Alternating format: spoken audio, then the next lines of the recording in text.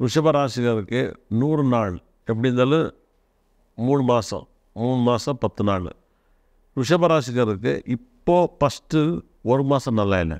1 மாதம் என்னத்துக்கு நல்லா இல்லைன்னா, மேஷராசி அதிபதி துலா ராசியில் இருக்கிறார். அவர் ரிஷபராசியை பார்க்குறாரு. சனி பார்வை ಮತ್ತು அங்காரக்கனோட பார்வை ரிஷபராசி பட்டுட்டு இருக்குது. யாராருமே இந்த மாதத்தில் உங்களுக்கு கண்டிப்பாக நான் சொல்லிட்டு இருக்கிறேன், இப்போதைக்கே இந்த 100 நாளில் குடும்பத்தை ப்ராப்பர்ட்டி ஏதாவது விற்றுட்டு நீங்கள் நல்ல மாதிரி வாழ்ந்துட்டு அது உங்களுக்கு கெடுதல் நடக்கும். அப்பாவோட ஆஸ்தி அம்மாவோட ஆஸ்தினா யாரும் விற்கக்கூடாது.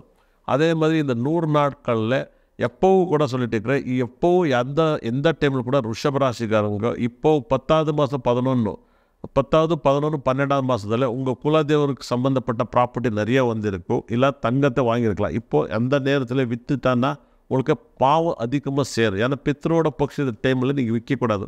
இப்போதைக்கே 100 நாளில் உங்களுக்கு 30 நாள் மட்டும்தான் நல்லா இருக்கும். துலா ராசிக்கு எப்படி இருக்குன்னா, ருஷிக ராசிக்கு வந்தாலுமே அங்காரக்கன் நல்லா இருக்கும். தனுசு ராசியில் இருக்கும் போது டைம் கெட்டுடும் அங்காரக்கன்.